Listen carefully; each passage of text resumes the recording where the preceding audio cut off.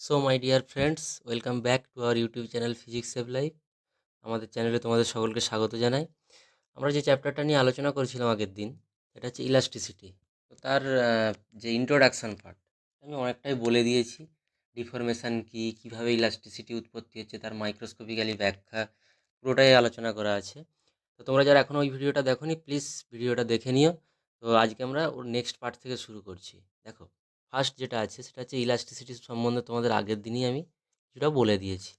তো তার মধ্যে বিভিন্ন কম্পোনেন্ট কী আছে দেখো। বিকৃতি কাকে বলে, বিকৃতি বা স্ট্রেন, স্ট্রেন কাকে বলে? দেখো, স্ট্রেন কাকে বলে, ইহা কয় প্রকার ও কী কী, এবং প্রত্যেক প্রকারের সংজ্ঞা দাও। এইভাবেই কিন্তু তোমাদের কোশ্চেন আসে বোর্ড এক্সামে। তাহলে দেখো, বিকৃতি কাকে বলে না, বিকৃতি ধরো কোনো একটা বস্তুকে তুমি এক্সটার্নাল ফোর্স অ্যাপ্লাই করছো, কোনো একটা বস্তুর উপর তুমি এক্সটার্নাল ফোর্স অ্যাপ্লাই করছো, তাহলে কী হবে, বস্তুটার কি, ধরি এইটা লেন্থ ছিল, তারপরে বস্তুটার কি কি পরিবর্তন হতে পারে। কোনো বস্তুকে আমরা যদি ফোর্স অ্যাপ্লাই করি, তার লেন্থ পরিবর্তন হতে পারে, তার ভলিউম পরিবর্তন হতে পারে, তার আকার পরিবর্তন হতে পারে, ঠিক আছে, শেপ পরিবর্তন হতে পারে। ওকে, তিনটে জিনিস পরিবর্তন হতে পারে। তাহলে দেখো, কোনো বস্তুর উপর বল প্রয়োগ করলে বিকৃতি, বিকৃতি মানে কোনো বস্তুর যে পরিবর্তন, সেটা দৈর্ঘ্য পরিবর্তন হতে পারে, আয়তন পরিবর্তন হতে পারে, আকারের পরিবর্তন হতে পারে, ঠিক আছে।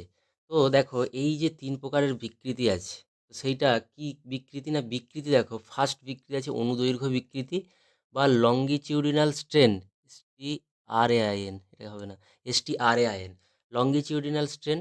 আয়তন বিকৃতি, সেটাকে আমরা বলি ভলিউম স্ট্রেন, এবং কিন্তন বিকৃতি, যেটা আকার পরিবর্তনের সাথে রিলেটেড, সেটাকে আমরা বলি শেয়ারিং স্ট্রেন। আগের দিনে তোমাদের সমস্তটাই বলেছি, মানে ডিফরমেশনটা বলেছি যে বিকৃত অবস্থা কাকে বলে। এটা হচ্ছে তোমাদের এবার বিকৃতিটা পড়াচ্ছি। দেখো, অনুদৈর্ঘ্য বিকৃতি কাকে বলে, যেটা বলছিলাম, ধরো কোনো একটা বস্তু আছে, তাকে আমি এফ ফোর্স অ্যাপ্লাই করেছি। এই বস্তুটা বলতে এটা একটা পাত টাইপের, রড টাইপের আছে, তাকে এফ ফোর্স প্রয়োগ করেছি। তাহলে যদি বস্তুটার প্রাথমিক দৈর্ঘ্য, প্রাথমিক দৈর্ঘ্য আমরা ধরে নিচ্ছি যে এটা ছিল ক্যাপিটাল এল, মানে এই দৈর্ঘ্যটা, এফ ফোর্স অ্যাপ্লাই করার ফলে তার দৈর্ঘ্য হয়ে গেছে এখন এতটা। তার মানে এই যে পার্টটা, এইটাকে যদি আমরা বলি স্মল এল, মানে এটা হচ্ছে তার দৈর্ঘ্য বৃদ্ধি। তার মানে অনুদৈর্ঘ্য বিকৃতি মানে কি না, অনুদৈর্ঘ্য বিকৃতি দ্যাট ইজ ইকুয়াল টু এই দৈর্ঘ্য বৃদ্ধি বা দৈর্ঘ্যের পরিবর্তন, বৃদ্ধি না লিখে দৈর্ঘ্যের পরিবর্তন লিখছি, কারণ দৈর্ঘ্য বৃদ্ধি হতে পারে, হ্রাসও হতে পারে, কারণ এফটা যদি আমরা এই দিকে অ্যাপ্লাই করি তাহলে এটা হ্রাস হবে। তার মানে দৈর্ঘ্যের পরিবর্তন বাই কি না প্রাথমিক দৈর্ঘ্য বা প্রারম্ভিক দৈর্ঘ্য আমরা বলে থাকি, প্রাথমিক দৈর্ঘ্য। দেখো সংজ্ঞাটা কি বলেছে, বলছে অনুদৈর্ঘ্য বিকৃতি কোনো স্থিতিস্থাপক পদার্থের উপর বাহ্যিক বল প্রয়োগ করলে পদার্থটির অভ্যন্তরীণ অণুগুলির সঞ্চালন ঘটার ফলে যদি দৈর্ঘ্যের পরিবর্তন হয়। দেখো, এই যে অনুদৈর্ঘ্য মানে দৈর্ঘ্য কথাটা এর সাথে আছে, লঙ্গিটিউডিনাল ব্যাপারটা আছে, যদি দৈর্ঘ্যের পরিবর্তন হয় এবং আকার বা আয়তন পরিবর্তন না হয়, মানে যখন অনুদৈর্ঘ্য বিকৃতির কথা বলছি তখন শুধুমাত্র তার দৈর্ঘ্যের পরিবর্তন হচ্ছে, আয়তন বা কিন্তন বিকৃতি এ দুটো কিন্তু হচ্ছে না, মানে আয়তন বা আকার কোনোটাই তার পরিবর্তন হচ্ছে না, তবে সেই বিকৃতিকে অনুদৈর্ঘ্য বিকৃতি বলে।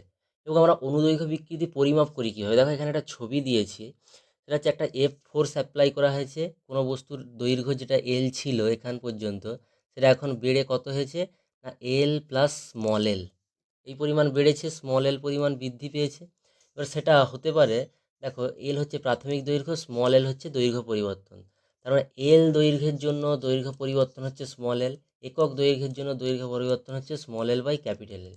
এটাকেই আমরা বলি অনুদৈর্ঘ্য বিকৃতি, মানে দৈর্ঘ্য পরিবর্তন বাই প্রাথমিক দৈর্ঘ্য, ঠিক আছে। এটা হচ্ছে অনুদৈর্ঘ্য বিকৃতির পরিমাপ। তাহলে দেখো, এটা হয়ে গেল আমাদের সংজ্ঞাটা। এরপর এই যে এফ ফোর্সটা সাপোজ এটা হতে পারে যে আমার বস্তুটার দৈর্ঘ্য ছিল ক্যাপিটাল এল, আমি ফোর্সটা এদিকে না দিয়ে আমি এই দিকে দিয়েছি, তার মানে সেটা কি কম্প্রেস হয়ে যাবে, ছোট হয়ে যাবে। তাহলে তার যদি দৈর্ঘ্যটা এখন এল স্মল এল হয়, ঠিক আছে, স্মল এল না, দৈর্ঘ্যটা আমি যদি ধরে নিই স্মল এল পরিমাণ কমেছে, মানে এই পার্টটা হচ্ছে স্মল এল, তাহলে কিন্তু এই অনুদৈর্ঘ্য বিকৃতি is equal to small L by capital L, কারণ দৈর্ঘ্য পরিবর্তনটা সেই স্মল এলই আছে ভেতরের দিকে, তারপরে এটা কম্প্রেসিভ ব্যাপার। ওকে, সে নেক্সট যেটা আছে দেখো, নেক্সট হচ্ছে আমাদের আয়তন বিকৃতি বা ভলিউম স্ট্রেন। তো ভলিউম স্ট্রেন কাকে বলছি, ধরো কোনো একটা বস্তু, এরকম একটা গোল বস্তু আছে, আমি এটার পারপেন্ডিকুলারলি, ঠিক আছে, প্রত্যেকটা পারপেন্ডিকুলারলি আমরা যদি ফোর্স অ্যাপ্লাই করি তলের সাথে, এইভাবে অভিলম্বভাবে ফোর্স যদি অ্যাপ্লাই করি, তাহলে কি হবে, বস্তুটা কোনো এক সময় এরকম ছোট হয়ে যাবে। দেখো, বস্তুটা গোল থাকবে, বস্তুটা সার্কুলারই থাকবে বা স্ফেরিক্যাল থাকবে, কিন্তু কি হবে, বস্তুটা ছোট হয়ে যাবে। এবং চারদিক থেকে যদি নর্মাল ফোর্স অ্যাপ্লাই করি, কি হবে, এর আয়তন পরিবর্তন হচ্ছে, তাই তো, কিন্তু আকার পরিবর্তন হচ্ছে না, তাই না?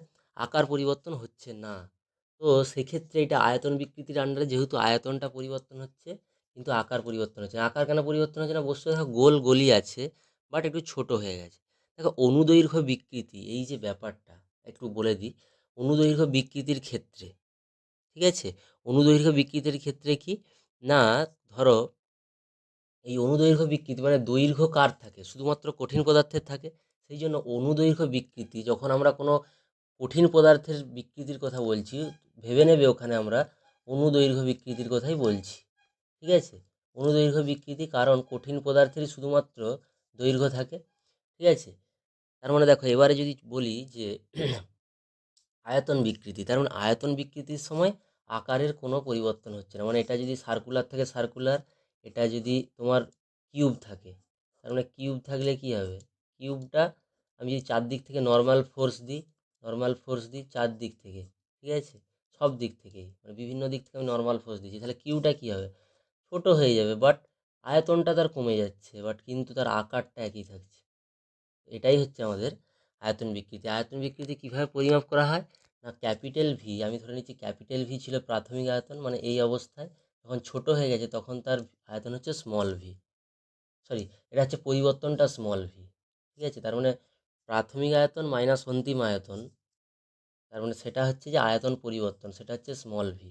তার মানে দেখো, ভি আয়তনের জন্য, ক্যাপিটাল ভি আয়তনের জন্য আয়তন পরিবর্তন হচ্ছে স্মল ভি, একক আয়তনের জন্য আয়তন পরিবর্তন হচ্ছে small V by capital V. তার মানে আমরা আয়তন বিকৃতিকে কীভাবে পরিমাপ করি না, আয়তন বিকৃতি দ্যাট ইজ ইক্যাল টু আয়তন পরিবর্তন পরিবর্তন বাই কি না প্রাথমিক আয়তন, প্রাথমিক আয়তন, এইভাবে পরিমাপ করি এটাকে আমরা। এরপরে দেখো, তার মানে কি বলতো, আয়তন তো সব বস্তুরই আছে, মানে কঠিনেরও আছে, তরলেরও আছে, আর গ্যাসীয় পদার্থেরও আছে। তার মানে আয়তন বিকৃতি যখন বলছি, এই তিনটে বস্তুরই আয়তন বিকৃতি থাকতে পারে। তার মানে এই তিন ধরনের বস্তুরই আয়তন বিকৃতি বর্তমান, ঠিক আছে। আমি যদি বলি স্থিতিস্থাপক গুণাঙ্ক বলতে আয়তন গুণাঙ্ককেই বোঝায়, সেটা পরে গুণাঙ্কতে আমরা পরে আসব। তো এটা হয়ে গেল আয়তন বিকৃতি। এরপরে আসছি ক্রিন্তন বিকৃতি বা শেয়ারিং যে ব্যাপারটা, ঠিক আছে, শেয়ারিং। তো শেয়ারিং ব্যাপারটা কীরকম দেখো, ক্রিন্তন বিকৃতি মানে কি, তার আকারের পরিবর্তন হবে, তার আকারের পরিবর্তন হবে কিন্তু আয়তন পরিবর্তন হবে না। আকারের পরিবর্তন হবে কিন্তু আয়তন পরিবর্তন হবে না। সেটা কীরকম, ধরো এইরকম একটা দেশলাইয়ের বাক্স আছে, ধরো এটা একটা দেশলাই বাক্স, কীরকম ছবিটা, এই ধরনের কোনো একটা ছবি আঁকতে পারো বোঝার জন্য। ধরো এটা,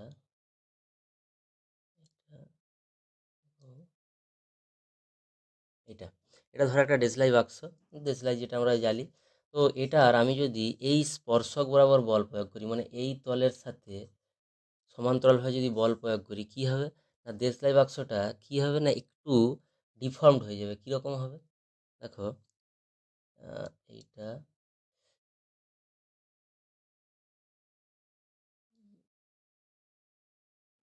এইরকম হয়ে যাবে অনেকটা।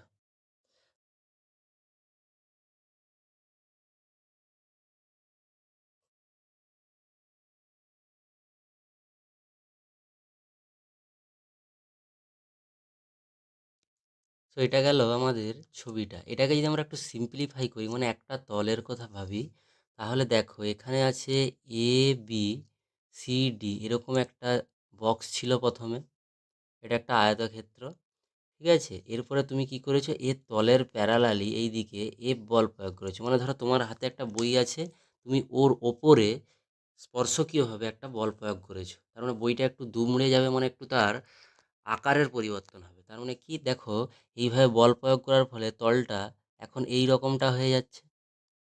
দেখো এখন হয়ে গেছে এইটা, তার মানে এখন হয়ে গেছে এইটা। তার মানে তার দেখো আকারের পরিবর্তন হয়েছে, মানে যেটা আগে ছিল আয়তক্ষেত্র সেটা কিন্তু হয়ে গেছে এখন সামন্তরিক। তার মানে দেখো সেটার আকারের পরিবর্তন হয়েছে কিন্তু আয়তনের কোনো পরিবর্তন হচ্ছে না।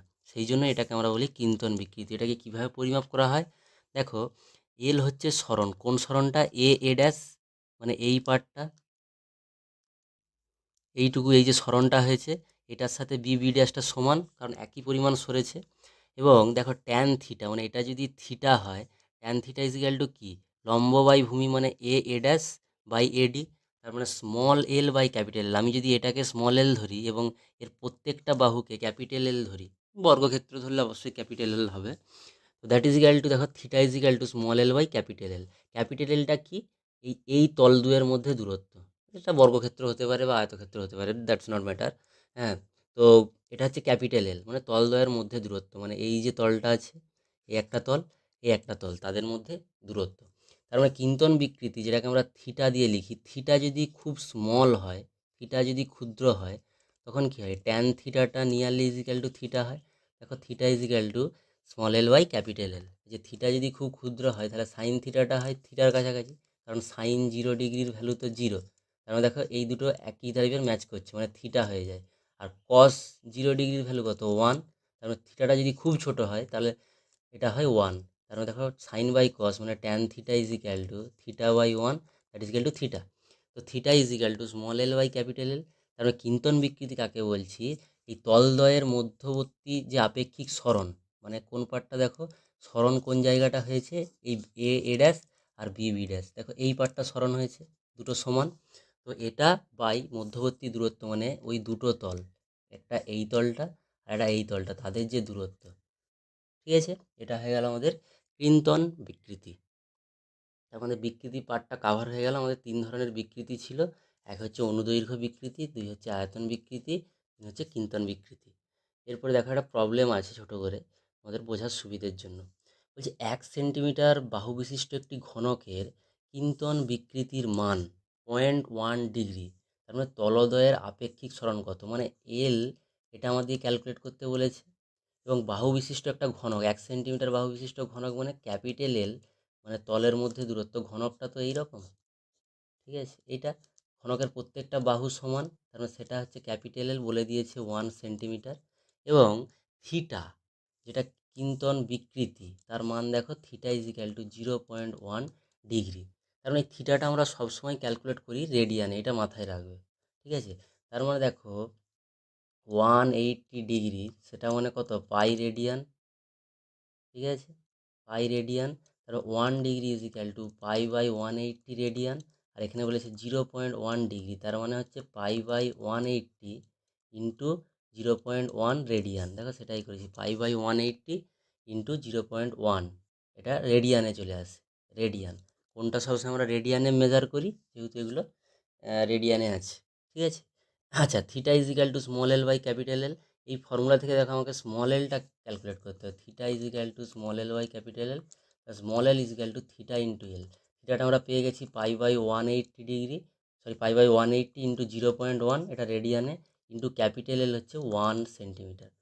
এটাই হয়ে গেল আমাদের চেঞ্জ ইন লেন্থ, মানে কি, তলদ্বয়ের যে সরণ, আপেক্ষিক সরণ, এই যে তলদ্বয়ের মধ্যে আপেক্ষিক সরণ, এটা আমরা পেয়ে গেলাম। মানে কোনটা পেয়ে গেলাম, এই এ ড্যাশ এই পার্টটা এবং বি ড্যাশ দুটোই তো সমান, আমরা এইটা পেয়ে গেলাম, মানে কতটা সরবে ওটা। থিটাটা যদি 0.1 ডিগ্রি হয় তাহলে স্মল এলটা কত পেয়ে গেলাম। এবারে এরকমটা হতে পারে, আমাকে স্মল এলটা দিয়ে আছে, আমাকে থিটাটা ক্যালকুলেট করতে বলছে, সেটাও করা যেতে পারে। নেক্সট দেখো, এটা খুব ইম্পর্টেন্ট জিনিস, সেটা হচ্ছে পীড়ন। পীড়ন কাকে বলে, পীড়ন বা স্ট্রেস। স্ট্রেস কথাটা আমাদের ব্যক্তিগত জীবনের সাথে খুব জড়িত। স্ট্রেস, আমরা অনেক কাজে অনেক স্ট্রেস নিয়ে ফেলি, তাই না, বলি প্রচুর স্ট্রেস নেওয়া হয়ে যাচ্ছে। স্ট্রেস কাজে থাকবে, বাট যত কম সম্ভব স্ট্রেস নেওয়া যায় সেটাই বেটার। ঠিক আছে, কারণ স্ট্রেস বেশি নিলে কাজের নিখুঁত হবে না, কাজ নিখুঁত হয় না। স্ট্রেসটা কম নিয়ে কাজ করলে দেখবে কাজটা অনেক নিখুঁত হয়ে যায়। ঠিক আছে? তোমরা স্টুডেন্ট লাইফে স্ট্রেস নেবে না কখনো খুব বেশি। কোনো জিনিস নেই। পরীক্ষা হোক, কোনো যাই হোক, বাড়ির কিছু প্রবলেম হোক, নো স্ট্রেস। ঠিক আছে? স্ট্রেস ফ্রি থাকার চেষ্টা করবে। ওকে, তো স্ট্রেস বা পীড়ন, তো বস্তুর ক্ষেত্রে স্ট্রেস বা পীড়ন কী, আগে আমি সেটা একটু তোমাদের বুঝিয়ে বলছি। দেখো, ধরো কোনো একটা বস্তু, এইরকম একটা বস্তু আমরা নিয়েছি, আমরা জেনারেলি একটা বস্তু নিচ্ছি, আমরা জানি না কি সেটা, আমরা নিয়ে নিচ্ছি। তার মানে বস্তুটার ওপর আমি সব দিক থেকে বল প্রয়োগ করছি। দেখো, আমি এই দিক থেকে বল প্রয়োগ করছি, আবার এই দিকে বল প্রয়োগ করছি, এই দিকে বল প্রয়োগ করছি, এই বিভিন্নভাবে কোনো জায়গা দেখো টানছি, কোনো জায়গায় বস্তুটাকে আমি প্রেস করছি, এইভাবে বল প্রয়োগ করছি। তার মানে আমি বাইরে থেকে এই যে সব ফোর্সগুলো অ্যাপ্লাই করেছি, এই যে বস্তুর উপর যে ফোর্সগুলো অ্যাপ্লাই করছি, এই বস্তুগুলোর যে ফোর্স অ্যাপ্লাই করছি, সেটা আমি ধরে নিচ্ছি টোটাল যে লব্ধি বল সেটা হচ্ছে এফ। তার মানে আমি যদি এই রকম একটা ক্রস সেকশনাল এরিয়া, যেটাকে আমি ডেল্টা এ বা ডেল্টা এস বলি, তাহলে তার উপর কি হচ্ছে না, এই বস্তুটার ওপর এতগুলো ফোর্সের লব্ধি হচ্ছে এফ। তার মানে আমি ধরে নিচ্ছি যে এফ ফোর্সটার জন্য ভেতরে কি তৈরি হবে, একটা প্রত্যানয়ক বল তৈরি হবে, যেটাকে আমরা বলি রেস্টোরিং ফোর্স। তো রেস্টোরিং ফোর্সটা কী হবে, আমি ধরে নিলাম রেস্টোরিং ফোর্সটা তৈরি হবে এফ ড্যাশ। ঠিক আছে? তার মানে দেখো, এই এরিয়াতে এই দিকেও এফ ড্যাশ, এবং এই এরিয়াতে এই দিকেও এফ ড্যাশ ফোর্স থাকবে। তার মানে দেখো, যেহেতু কোনো বস্তুর উপর যে বল প্রয়োগ করছি, আমরা জানি নিউটনের থার্ড ল অনুযায়ী ক্রিয়া এবং প্রতিক্রিয়া দুটোই সমান এবং বিপরীতমুখী। সেই জন্য বাইরে এফ ফোর্স প্রয়োগ করলে ভেতরেও কিন্তু ওই একই পরিমাণ প্রত্যানয়ক বল বা রেস্টোরিং ফোর্স তৈরি হবে। তার মানে যেটাকে আমরা এফ ড্যাশ ধরেছি, সেটা কিন্তু অ্যাকচুয়াল এফের সঙ্গে সমান, মানটা সমান, বাট দিকটা উল্টো। তার মানে এফটা ধরো এই দিকে, সরি, এফটা হচ্ছে ভেতরের দিকে, হ্যাঁ, এফটা হচ্ছে এই দিকে, হচ্ছে এইটা এফ, আর এইটার হচ্ছে এই দিকে এফ। ঠিক আছে? সেই জন্য ভেতরের দেখো এফ ড্যাশ বা এফগুলো উল্টো দিকে কাজ করছে। এরপর এই যে এরিয়াটা নিয়েছি, এই যে এরিয়াটা নিয়েছি সেটা হচ্ছে, দেখো এই এরিয়াতে এই যে টোটাল ফোর্স এফটা, ঠিক আছে, এফটা সাপোজ আমি ধরে নিলাম এইটা, তাই না? আমি ধরে নিলাম এফটা, এফটা কিন্তু একমাত্র রেস্টোরিং ফোর্স বা প্রত্যানয়ক বল বা ভেতরে যেটা তৈরি হচ্ছে, কোনো বস্তুকে আমি বিকৃত করলে তার ভেতরে কিন্তু যে ফোর্সটা তৈরি হচ্ছে, এবার সেটা বাইরের প্রযুক্ত বলের সমান, ক্রিয়া প্রতিক্রিয়া সমান নিউটনের থার্ড ল অনুযায়ী, সেটা আলাদা কথা। বাট এই ফোর্সটা কিন্তু ভেতরের বল। ঠিক আছে? ভেতরে যে রেস্টোরিং ফোর্সটা বা প্রত্যানয়ক বল তৈরি হচ্ছে, যেটা বস্তুকে তার পূর্বের অবস্থানে ফিরিয়ে আনার চেষ্টা করছে বা পূর্বের অবস্থানে ফিরিয়ে আনে, সেই বলটার কথা বলছি। এটা হচ্ছে এফ। তার মানে এই তলের উপরে আমি যদি ধরি এটা পারপেন্ডিকুলার, এটাকে যদি বলি এফ এন নর্মাল, আর এই তলের সাথে এটা যদি বলি স্পর্শক, মানে এফ ট্যানজেন্সিয়াল, এইভাবে যদি আমরা বলি, তার মানে দেখো এই যে এফ নর্মাল, ঠিক আছে, এই এফ নর্মাল, তার মানে ভেতরে দেখো দুটো ফোর্স তৈরি হচ্ছে, একটা প্লাস এফ আর একটা মাইনাস এফ, তাই না? দেখো, কোনো বস্তুর উপর যদি আমি ফোর্স অ্যাপ্লাই করি, আমি ফোর্স অ্যাপ্লাই করে দিয়েছি, তার মানে এই তলে কি হবে, একটা হবে এফ আর একটা হবে মাইনাস এফ, দুজোড়া বল আছে দুদিকে, তাই না? তার মানে এফ এবং মাইনাস এফ দুটো বল তৈরি হচ্ছে। কারণ কি, আমরা বস্তুটাকে বিকৃত করছি বা ডিফর্ম করছি। ঠিক আছে? তো দেখো, তার মানে এই যে এফ এনটা তৈরি হলো, এফ এন এফ টি, তার মানে এই যে তল, আমরা যে তলটা কনসিডার করেছি, তার সঙ্গে অভিলম্ব দিকে এই এফ এর যে উপাংশ, সেটাকে বলছি এফ এন নর্মাল উপাংশ, এবং এই এফ টিটাকে বলছি ট্যানজেন্সিয়াল বা স্পর্শকীয় উপাংশ। এবং এই যে বলগুলো তৈরি হচ্ছে, এগুলোর যে পার ইউনিট এরিয়া, মানে এই এরিয়াটাকে যদি আমি বলি ডেল্টা এ, তার মানে এখানে যে পীড়নটা তৈরি হবে সেটাকে আমরা বলছি, এই যে এন, মানে নর্মাল দিকে অভিলম্ব দিকে যে পীড়নটা সৃষ্টি হবে, পীড়ন মানে actual force per unit area. তার মানে এই যে ডেল্টায় ক্ষেত্রফলে যে ফোর্সটা তৈরি হচ্ছে, তার মানে দেখো অভিলম্ব দিকে যে পীড়ন সৃষ্টি হয়, তাকে আমরা কি বলি না, লঙ্গিটিউডিনাল স্ট্রেস, লঙ্গিটিউডিনাল স্ট্রেস বলি এটাকে আমরা। ঠিক আছে? বা এটাকে আরেকটাও বলা হয় নর্মাল স্ট্রেস, যেহেতু নর্মাল দিকে, সেই জন্য নর্মাল স্ট্রেসও বলা হয়। ঠিক আছে? এটা হয়ে গেল এটা। এবং এই যে এফ টি মানে স্পর্শকীয়ভাবে এটাকে আমরা বলি ট্যানজেনশিয়াল, ঠিক আছে? স্পর্শক বরাবর যেটা আছে মানে এফ এনের দিকে যেটা, এটাকে আমরা বলি ট্যানজেনশিয়াল বা ট্যানজেনশিয়াল স্ট্রেস বা শেয়ারিং যে ব্যাপারটা, একটু আগে যে শেয়ারিং পড়লে, এটা হচ্ছে শেয়ারিং স্ট্রেস। সেখানে শেয়ারিং স্ট্রেন পড়েছিল, এখানে শেয়ারিং স্ট্রেস পীড়ন পড়ছে। তার মানে এই যে লঙ্গিটিউডিনাল স্ট্রেস, ঠিক আছে, তার মানে কি, এটা হচ্ছে আমাদের দৈর্ঘ্য পরিবর্তনের সাথে রিলেটেড। এবার এই যে লঙ্গিটিউডিনাল স্ট্রেস, এটা হচ্ছে আবার দুই প্রকার, মানে এটাকেও আমরা বলি লঙ্গিটিউডিনাল স্ট্রেস হচ্ছে দুই প্রকার। তার মানে আমরা একটু এখানে দেখে নিই কী বলেছে। কোনো স্থিতিস্থাপক পদার্থে বাহ্যিক বল প্রয়োগ করে অণুগুলির বিকৃতি ঘটালে, মানে ধরো কোনো একটা বস্তু আছে তার উপর বাহ্যিক বল প্রয়োগ করেছি, ফলে ভেতরেও একটা ফোর্স প্রত্যানয়ক বল তৈরি হয়েছে। তার মানে এই যে ভেতরে যে ফোর্সটা তৈরি হচ্ছে তার যে সৃষ্ট প্রতিক্রিয়া, মানে ওই পদার্থের মধ্যে সৃষ্ট প্রতিক্রিয়া, মানে বাইরের থেকে এফ বল দেওয়ার জন্য এই ক্ষেত্রফলে যে প্রতিক্রিয়া বলের উদ্ভব হয়েছে, ঠিক আছে, ভেতরের যে এফ সেটা হচ্ছে যে আমাদের পীড়ন। তাহলে এ ক্ষেত্রফলে উদ্ভূত প্রতিক্রিয়া বল হচ্ছে এফ, একক ক্ষেত্রফলে যে প্রতিক্রিয়া বলের উদ্ভব হয় এফ বাই এ, সেটাকেই আমরা বলি স্ট্রেস, বা এস দিয়ে লেখা হয় এটাকে এফ বাই এ, এইভাবে ডিনোট করা হয়। ঠিক আছে, এটাই হয়ে গেল আমাদের স্ট্রেস। এর ইউনিট দেখো করা আছে সিজিএস পদ্ধতিতে, বলের একক হচ্ছে ডাইন, আর এরিয়ার একক বা ক্ষেত্রফলের একক হচ্ছে সেন্টিমিটার স্কোয়ার, সেই জন্য ডাইন পার সেন্টিমিটার স্কোয়ার, এবং এসআইতে নিউটন পার মিটার স্কোয়ার। তার মেজারমেন্ট করেছি কি ডাইমেনশান, কারণ এসের ডাইমেনশান মানে কি এফের ডাইমেনশান বাই ক্ষেত্রফলের ডাইমেনশান। কারণ এফের ডাইমেনশান কত, m l t⁻², এটা বিভিন্ন চ্যাপ্টারে তোমাদের আগেই করানো হয়েছে। এবং এর ডাইমেনশান সেটা কত না l², তার মানে টোটালটা আসে m l⁻1 কারণ এসের আমরা ডাইমেনশানটা কিন্তু পেয়ে গেলাম, কারণ এসের ডাইমেনশান হলো। এবারে আমরা বলছি এই যে লঙ্গিটিউডিনাল স্ট্রেস বা নর্মাল স্ট্রেস যেটাকে বলছি, মানে নর্মাল দিকে কোনো একটা তলের পারপেন্ডিকুলার দিকে যদি এফ এন হয়, তাহলে লঙ্গিটিউডিনাল স্ট্রেসটা কত হবে না এফ এন বাই এরিয়াটা আমরা ডেল্টা এ ধরেছি, যা খুশি ধরতে পারি, ডেল্টা এ ডেল্টা এস ধরতে পারি। এইটা হয়ে গেল আমাদের লঙ্গিটিউডিনাল স্ট্রেস বা নর্মাল স্ট্রেস। এটা আবার দুই প্রকার, ঠিক আছে। লঙ্গিটিউডিনাল স্ট্রেসটা হচ্ছে দুই ধরনের, কি না একটা হচ্ছে একটাকে বলি আমরা প্রসারক পীড়ন, এটাকে বলি প্রসারক পীড়ন। দেখো কিভাবে কোনটা কাকে বলি আমি বলছি। প্রসারক পীড়ন সেটাকে আমরা বলি টেনসাইল স্ট্রেস। আর প্রসারক পীড়ন ছাড়া আরেকটা যেটা আছে সেটা হচ্ছে সংনমক পীড়ন, ঠিক আছে। সংনমক কথাগুলো দেখেই আমার মনে হয় বোঝা যাচ্ছে, সংনমক পীড়ন কথাগুলো দেখেই বোঝা যাচ্ছে টেনসাইল, আর এটা হচ্ছে কম্প্রেসিভ, ইংলিশ টার্মটা হচ্ছে কম্প্রেসিভ স্ট্রেস। ব্যাপারটা কীরকম, ব্যাপারটা আর কিছুই না, দেখো আমি এখানটাতেই বোঝানোর চেষ্টা করছি তোমাদের। দেখো যেটা হচ্ছে টেনসাইল ব্যাপারটা কীরকম, মানে টেনশান আছে তাতে একটা, কীরকম টেনশান আছে, টেনশান বলতে আমরা যে টেনশান করি সেটা নয়, টেনশান মানে টান। তার মানে ধরো কোনো একটা ক্ষেত্রফল এখানে আছে, আমি এটাকে বাইরে থেকে এফ ফোর্স দিয়ে টানছি, এই দিকেও এফ ফোর্স দিয়ে টানছি, মানে কোনো একটা জিনিসকে ধরে আমরা দুদিকে এফ ফোর্স প্রয়োগ করেছি।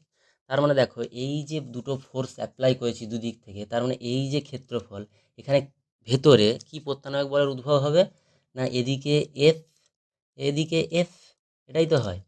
তার মানে দেখো এই যে এফ তৈরি হলো, ঠিক আছে, তার মানে এই যে এটাকে আমরা বলছি প্রসারক পীড়ন, মানে এফ বাই এই ক্ষেত্রফলটা যদি ডেল্টা এ হয়, এফ বাই ডেল্টাকেই বলছি প্রসারক পীড়ন। কারণ দেখো বাইরের দিকে আমরা ফোর্স অ্যাপ্লাই করেছি, মানে প্রযুক্ত বলটা হচ্ছে বাইরের দিকে দুটোর ক্ষেত্রে।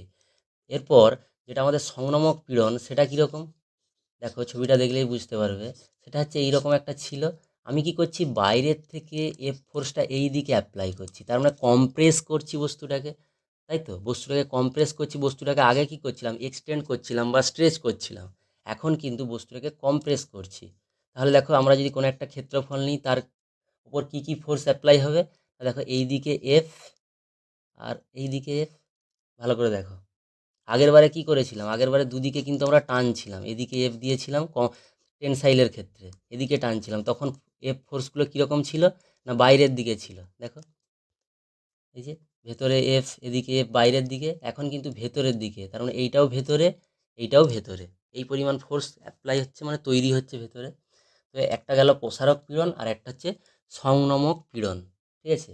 আর একটা মেন যেটা পার্ট, যেটাকে আমরা ট্যানজেনশিয়াল বলছিলাম, এই যে এফ ট্যানজেনশিয়ালের জন্য যেটা এই পার্টটা, এটাকে আমরা বলি শেয়ারিং স্ট্রেস বা ট্যানজেনশিয়াল স্ট্রেস। তার মানে দেখো সেটা কি হবে না, ট্যানজেনশিয়াল স্ট্রেস সেটাকে আমরা যদি বলি স্পর্শকীয় পীড়ন, স্পর্শকীয় পীড়ন, তার মানে কি, পীড়ন মানে অ্যাকচুয়াল বল বাই ক্ষেত্রফল, তার মানে এখানে বলটা হচ্ছে দেখো এফ টি, তার মানে F T by delta A, তার মানে স্পর্শকীয় পীড়ন that is equal to F T by delta A. এটা হয়ে গেল। এটাকে আমরা বলি শেয়ারিং স্ট্রেস বা স্পর্শকীয় পীড়ন, বা এটাকে বলা হয় কিন্তন পীড়ন, মানে কিন্তন বিকৃতি যেহেতু বলেছিলাম, তার মানে এটাকে বলা হয় কিন্তন পীড়ন, ঠিক আছে। এটা হচ্ছে কিন্তন পীড়ন, ওকে। তার মানে দেখো আমাদের পীড়ন যেটা, পীড়ন মানে ফোর্স পার ইউনিট এরিয়া, ফোর্সটা অবশ্যই বস্তুর অভ্যন্তরে তৈরি হওয়া প্রত্যানয়ক বল।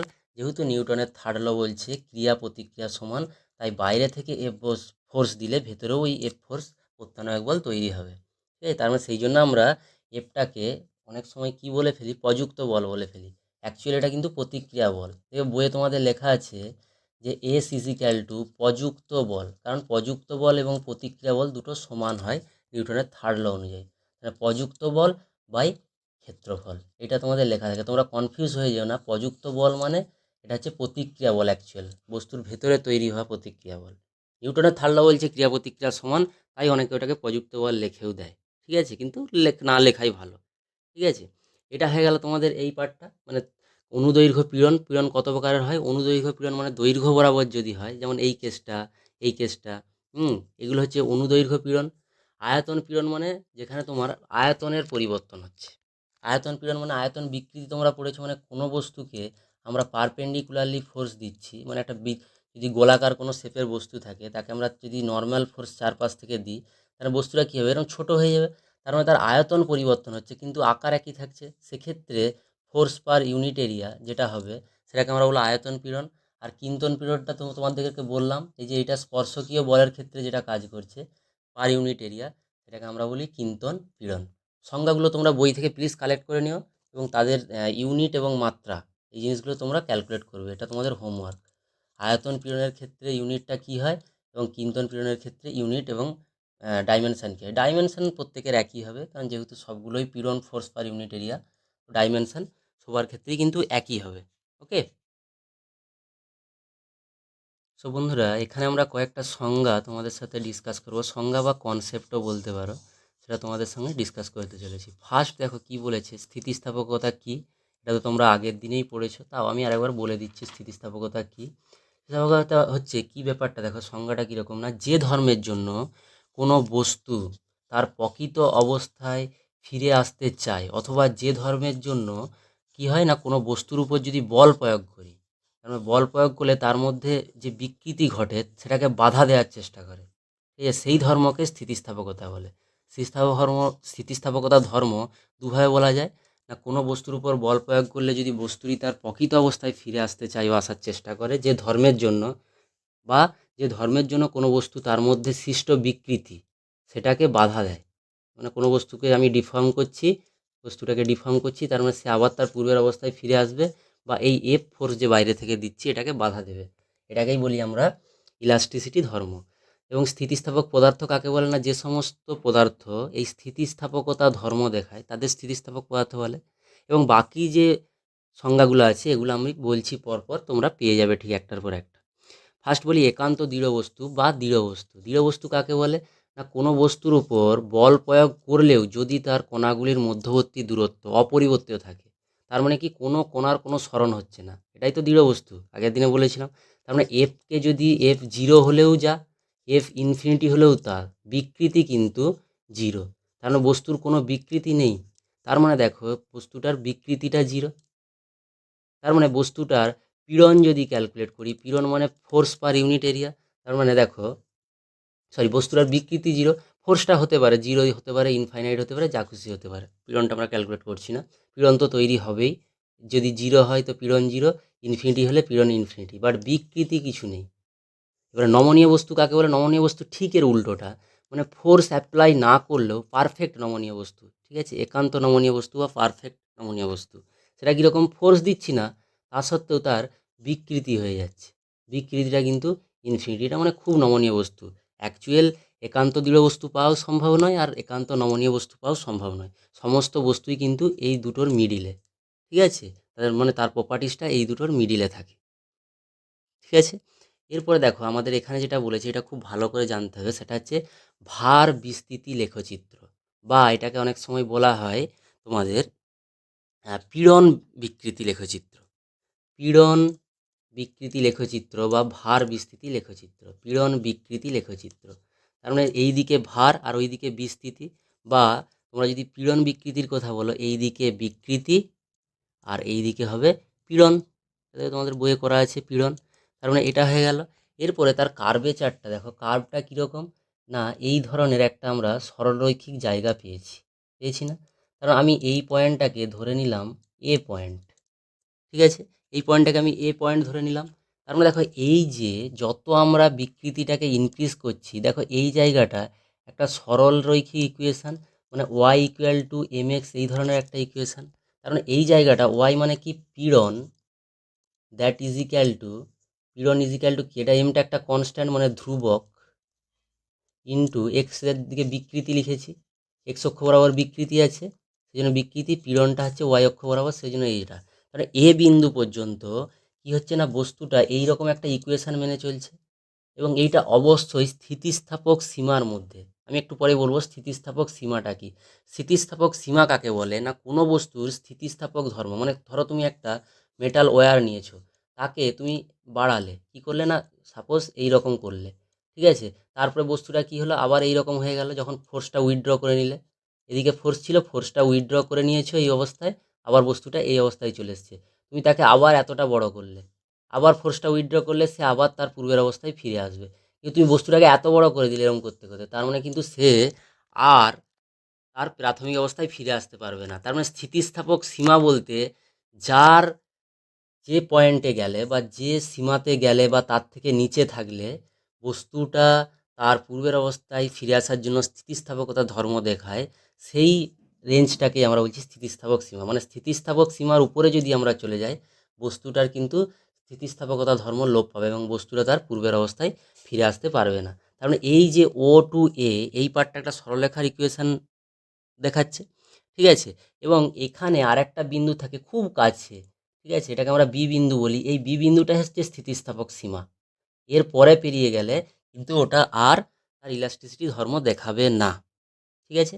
তার মানে দেখো এটা হচ্ছে যে এ বি, এ বিটা হচ্ছে খুব কাছে, এ বিন্দু এবং বি বিন্দু খুব কাছে। কিছু কিছু পদার্থের এ বিন্দু বি বিন্দু আমরা আলাদা করে চিনতে পারি না, ওটা ওই একই বিন্দু ধরে নেওয়া হয়। ওখান পর্যন্ত স্থিতিস্থাপক সীমা, মানে ওই জায়গায় গেলে বস্তুটা আবার ব্যাকে ফিরে আসতে পারবে এই রেঞ্জের মধ্যে থাকলে। বস্তুটাকে এখানকে নিয়ে এলাম, এতটা করলাম, তার মানে সেটা আবার ব্যাকে আসবে, এখানে নিয়ে এলাম, সেটা আবার ব্যাকে আসবে, মানে বিকৃতিটা এই পরিমাণ হলে পীড়নটা এটা। এরপর দেখো একটা অংশ, সেটা হচ্ছে আমরা নোট করছি এই জায়গাটা, ঠিক আছে, সি পিক পয়েন্ট, ঠিক আছে, এই পিক পয়েন্ট, এই যে বিসি অংশটা, এই জায়গায় কিন্তু পীড়ন বিকৃতি দুটোই আছে, ঠিক আছে। কিন্তু সেটা কি, দেখো পীড়ন বিকৃতি আছে ঠিকই, কিন্তু সেই জায়গায় দেখো একটা বস্তুর স্থায়ী বিকৃতি, এই জায়গায় একটা স্থায়ী বিকৃতি তৈরি হবে, মানে পার্মানেন্ট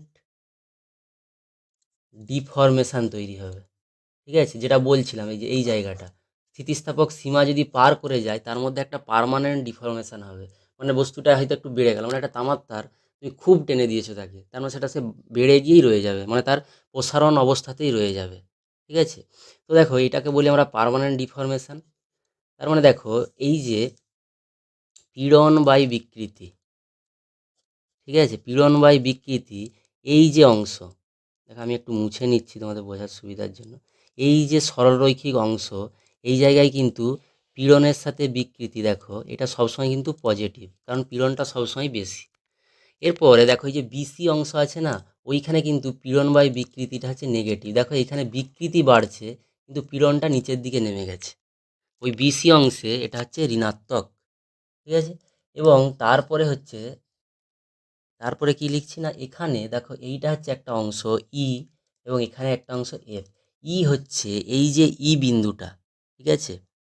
তার মানে এই অংশে এই যে এখান থেকে এইটুকু অংশ, মানে এখানে যদি আমি ডি বলি, ঠিক আছে, ডি টু ই এই অংশটা, এটাকে আমরা বলি কি বলি, এটাকে আমরা বলি হচ্ছে যে একদম মানে প্লাস্টিক রিজিয়নে চলে গেছে, মানে অস্থিতিস্থাপক রিজিয়নে চলে গেছে, মানে ওটা আর ফিরবেই না, ঠিক আছে? এইটাকে আমরা বলি প্লাস্টিক রিজিয়ন বা ইন ইলাস্টিক রিজিয়নে চলে গেছে ডি অংশ, ঠিক আছে? এবং এই যে পয়েন্ট একটু ভালো করে দেখো, এই যে আমি পয়েন্ট এঁকেছিলাম, কি কি পয়েন্ট এঁকেছিলাম, এখানে এ, এখানে বি, এ বি পয়েন্টটা খুব কাছে, এই পয়েন্টটা সি, ঠিক আছে, এটা বি, এটা এ, এটা সি, এখানে এটা হচ্ছে ডি, সরি এটা ডি, এখানে একটা ই করেছিলাম এবং এইটা এফ। এফের পরে কি হবে না, ওর পরে যদি আমরা বিকৃতিটাকে আরও বাড়াতে থাকি, মানে আরও ফোর্স অ্যাপ্লাই করি, তাহলে কি হবে না, ওটা হচ্ছে যে ছিঁড়ে যাবে, মানে বস্তুর যেখানটা নরম অংশ সেখান থেকে কেটে যাবে। ওই করে দেখবে অনেক সময় এইভাবে আঁকা আছে, এটাকে এইভাবে আঁকা আছে, মানে এই জায়গায় ব্রেক করে যাচ্ছে, ঠিক আছে? তার মানে এই যে দেখো সি বিন্দুটা আছে, সি বিন্দুটা, সি বিন্দুকে আমরা কি বলি, এল পয়েন্ট বা নতি বিন্দু। সি বিন্দুটাকে বলা হয় নতি বিন্দু, সি বিন্দুটাকে বলা হয় নতি বিন্দু, সি বিন্দুটাকে বলা হয় নতি বিন্দু, ঠিক আছে? সি বিন্দুটাকে নতি বিন্দু বা yield point, Y E I L D, yield point, এটাকে বলা হয় নতি বিন্দু। এবং এই জায়গায় যে পীড়নের সৃষ্টি হয় তাকে নতি পীড়ন, ঠিক আছে, বা yield stress, Y E I L D, yield stress বলা হয়। এবং এইটাকে অনেক সময় আপার ইল্ড পয়েন্টও বলা হয়। এবং এই যে নিচে এই যে ডি পয়েন্টটা, ঠিক আছে, এটাকে বলা হয় লোয়ার, এটা হচ্ছে আপার, এটা হচ্ছে লোয়ার, তার মানে ডিটা হচ্ছে লোয়ার ইল্ড পয়েন্ট এবং ওই জায়গার স্ট্রেসটাকে বলি লোয়ার ইল্ড স্ট্রেস, ঠিক আছে? এটা হয়ে গেল তোমাদের এই জায়গাটা। এরপরে হচ্ছে যে ওই যেটা আছে অসহভার, অসহভার আর কিছুই না, অসহভার মানে যে পরিমাণ বিকৃতি ঘটালে বস্তুটা আর পূর্বের অবস্থায় ফিরে আসতে পারে না, মানে পার্মানেন্ট ডিফরমেশন হয়ে যায়, এটাকে আমরা বলি অসহভার। মানে আমি কোনো বস্তুর উপর একটা ভার অ্যাপ্লাই করছি বা একটা ফোর্স অ্যাপ্লাই করছি, সেটা বাড়তে বাড়তে তার একটা নির্দিষ্ট মানে, মানে সেই মান থেকে যদি গেটার হয়ে যায়, তাহলে বস্তুটা আর ফিরে আসে না পূর্বের অবস্থায়। কারণ এই বলটাকেই আমরা বলছি অসহভার, বা ওই ওয়েটটাকেই বলছি অসহভার। নেক্সট যেটা আছে দেখো স্থিতিস্থাপক অবসাদ। এই স্থিতিস্থাপক অবসাদ বা এটাকে বলা হয় স্থিতিস্থাপক ক্লান্তি। মানে আমরা যখন কাজ করতে করতে অনেক সময় ক্লান্ত হয়ে যায় না, তার মানে কি আমাদের পেশিকোষগুলো দুর্বল হয়ে যায়, মানে আমাদের যে পরিমাণ শক্তি ছিল তার থেকে অনেকটা শক্তি কমে গেছে, ফলে পেশিকোষগুলো ক্লান্ত হয়ে যায়, সেই জন্য আমরা বলি ক্লান্তি এসে গেছে।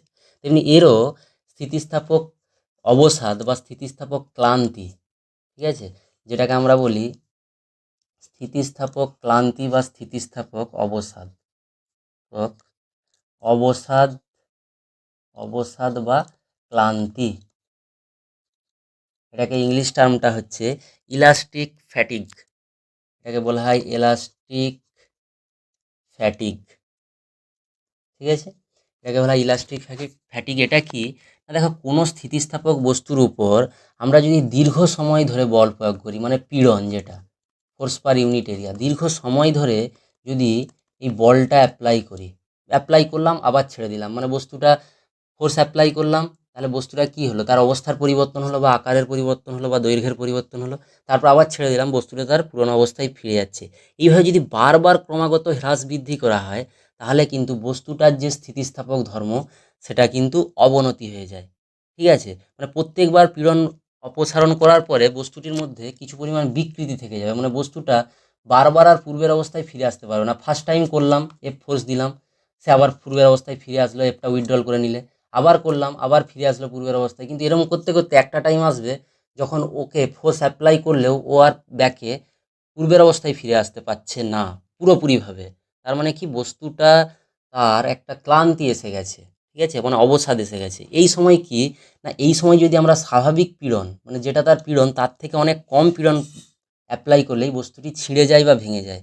তাহলে পীড়নের এই দ্রুত হ্রাস বৃদ্ধির ফলে কোনো বস্তু স্থিতিস্থাপক ধর্ম এই যে লোপ পেয়ে যাচ্ছে, এটাকে আমরা বলি স্থিতিস্থাপক অবসাদ। এটা তোমরা বুঝতে পারবে খুব ইজিলি। দেখো তোমরা যখন একটা তার নাও, তারটাকে বারবার কি করো, বাঁকাতে থাকো না, একবার একবার একদিকে আর একবার অন্যদিকে, এরকম করে করে তারটাকে আমরা মচকে ফেলি না খুব দ্রুত, তার মানে কি ওইটা ঠিক ওই ধরনের উদাহরণ, মানে আমরা বারবার ওটাকে পীড়ন অ্যাপ্লাই করতে করতে ওর হচ্ছে স্থিতিস্থাপক ক্লান্তি হয়ে যাচ্ছে, ফলে তারটাকে আমরা ভেঙে ফেলতে পারছি বা কেটে ফেলতে পারছি। এটা করি না আমরা বারবার একটা তারকে বা লোহার দণ্ডকে এদিক ওদিক বাঁকাতে থাকি, অ্যালুমিনিয়াম দণ্ডকে একবার সামনের দিকে একবার পেছনের দিকে, সামনের দিকে পেছনের দিকে, এই করতে করতে কি হয় ওটা বেঁকে যায়, মানে বাঁকতে বাঁকতে কী হয় কেটে যায় বা ছিঁড়ে যায়। কারণটা কি, ওখানে দেখবে হিটও উৎপন্ন হয়, কারণ এই বারবার বাঁকানোর ফলে ওখানে হিট উৎপন্ন হয়, ঠিক আছে? এই জন্য ওটা তাড়াতাড়ি কেটে যায় বা ছিঁড়ে যায়, এই জায়গাটাতেই ওই স্থিতিস্থাপক অবসাদের সৃষ্টি হয়, ঠিক আছে? বন্ধুরা, চ্যানেলে যারা নতুন আছো তোমরা প্লিজ সাবস্ক্রাইব করে দিও এবং তোমরা পুরনো ভিডিওগুলো দেখে নেবে, আমাদের এইভাবেই কন্টিনিউ ভিডিও থাকে আমরা দিই, এবং নেক্সট ভিডিও খুব শীঘ্রই আসবে, সে বিষয়ে কোনো সন্দেহ নেই, আমরা রেগুলার ভিডিও দিই। এবং তোমরা যারা চ্যানেলে নতুন আছো প্লিজ সাবস্ক্রাইব করে দিও এবং তোমরা কমেন্ট সেকশানটা ইউজ করো, কমেন্ট সেকশানে তোমরা জানাও ভিডিও তোমাদের কেমন লাগছে, ঠিক আছে? সেই অনুপাতে আমরা ভিডিও বানাবো এবং তোমাদের যে পার্টটা আগে রিকোয়ারমেন্ট থাকবে সেই পার্টটা কিন্তু আমরা আগে দেব। লাস্ট আমরা একটা প্রবলেম করিয়ে জাস্ট আজকের মতো শেষ করব। প্রবলেমটা কি, খুব ছোটো প্রবলেম। দেখো কি হয়েছে না, একটা সিলিং থেকে কোনো একটা দণ্ডকে আমরা ঝুলিয়ে দিয়েছি। সাপোজ একটা সিলিং, এখানের সাথে একটা যে কোনো ধাতুর দণ্ড এইভাবে আমরা ফিক্স করে দিয়েছি, ঠিক আছে? ধরে নিলাম এখানে আমরা একটা ভর ঝুলিয়ে দিচ্ছি, ভরটা কত না m = 4 কেজি, ঠিক আছে? একটা লোড দিয়ে দিয়েছি এই দণ্ডটার ওপর, এবং এই দণ্ডটা হচ্ছে একটা দণ্ড বলতে কি, মানে এটা একটা, তার ক্রস সেকশনটা সার্কুলার, এইরকম একটা চোঙ টাইপের, তো হ্যাঁ খুব সরু আর কি। তার একটা ক্রস সেকশানের রেডিয়াসটা বলে দিয়েছে হচ্ছে 2.0 মিলিমিটার, মানে 2 মিলিমিটার। কারণ এখানে আমাকে ক্যালকুলেট করতে বলছে যে জিটা যদি 9.8 মিটার/সেকেন্ড স্কোয়ার হয় অভিকর্ষ ত্বরণ, তাহলে আমাকে এখানে বলছে যে এখানে কি পরিমাণ টেনসাইল স্ট্রেস তৈরি হবে, টেনসাইল স্ট্রেস বলতে মানে টেনশান থেকে আসছে। তাহলে কোনো বস্তুকে আমরা দুদিকে যখন ফোর্স অ্যাপ্লাই করে বাড়াচ্ছি, দেখো কোন দিকে দুদিকে, নিচের দিকেও এফ আছে, আর এই বস্তুটা যেহেতু এখানে ফিক্স আছে তার মানে ওপর দিকেও একটা টান আছে। তারপরে দেখো দুদিক থেকে বস্তুটাকে টেনশান মানে টান দিয়ে বাড়ানোর চেষ্টা করছি, এটাকেই তো বলে টেনসাইল স্ট্রেস। তার মানে tensile stress that = force per unit area. Tensile স্ট্রেসের ফোর্সটা কী হয়, নর্মাল কম্পোনেন্ট হয় FN, যেটা সেটাই F। তার মানে দেখো এটাকে আমরা কীভাবে ক্যালকুলেট করবো, F এখানে কি নাই, বস্তুটার মাস যদি M হয়, নিচের দিকে ফোর্স হচ্ছে mg, তার মানে এটা হচ্ছে mg/a। তার মানে m এর ভ্যালুটা বসিয়ে দেবে কত না, m এর ভ্যালুটা হচ্ছে 4 কেজি, g এর ভ্যালু 9.8, বাই এরিয়াটা কত না, এরিয়াটা হচ্ছে আমরা যদি ক্যালকুলেট করি, এরিয়া হচ্ছে π² মানে πr², এটা মানে π×8টা হচ্ছে 2 মিলিমিটার। 2 মিলিমিটারটাকে ফার্স্ট আমরা মিটারে করে নেব, তার মানে 2 × 10⁻³ 2 × 10⁻³ মিটার করলে তার স্কোয়ার। তার মানে দেখো এখানে বসাবো π×2 × 10⁻³ তার স্কোয়ার। এটা ক্যালকুলেট করলে কত আসবে, এটা ক্যালকুলেট করলে আসছে তোমাদের ভ্যালুটা, তোমরা ক্যালকুলেট করো, আসছে 3.1 × 10⁻⁶। ইউনিটটা কী হবে, নিউটন/মিটার স্কোয়ার, কারণ এটা হচ্ছে ফোর্স পার ইউনিট এরিয়া, তাই তো, সেই জন্য নিউটন/মিটার স্কোয়ার। তোমরা অঙ্কটা ক্যালকুলেশন করবে 3.1 × 10⁶, এটা অ্যান্সার হবে। নেক্সট দিন আমরা শুরু করব হচ্ছে হুকের সূত্র থেকে, হুকের সূত্র ভ্যালিড হচ্ছে স্থিতিস্থাপক সীমার মধ্যে, মানে এই যে এই জায়গাটা বলছিলাম, দেখো এই জায়গাটা, এই যে কনস্ট্যান্ট রিজিয়ান, এই জায়গাটায় কিন্তু হুকের সূত্র অ্যাপ্লাই করা হয়, মানে এই জায়গাটা y = mx বলেছিলাম। তার মানে দেখো একটু বলে রাখি, এই যে y = mx মানে y এর দিকে আমার আছে পীড়ন, তার মানে পীড়ন ধ্রুবক ইন্টু x মানে বিকৃতি। তার মানে দেখো ধ্রুবক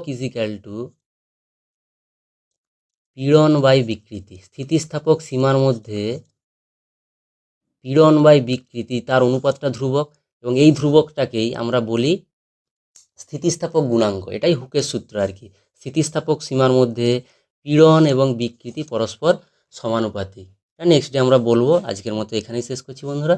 এই ধ্রুবকটাকেই আমরা স্থিতিস্থাপক গুণাঙ্ক বলি। স্থিতিস্থাপক গুণাঙ্ক 3 রকমের হতে পারে, একটা হচ্ছে দৈর্ঘ্য গুণাঙ্ক, ঠিক আছে, দৈর্ঘ্য গুণাঙ্ক, একটা হচ্ছে আয়তন গুণাঙ্ক, আর একটা হচ্ছে কিন্তন গুণাঙ্ক, ঠিক আছে।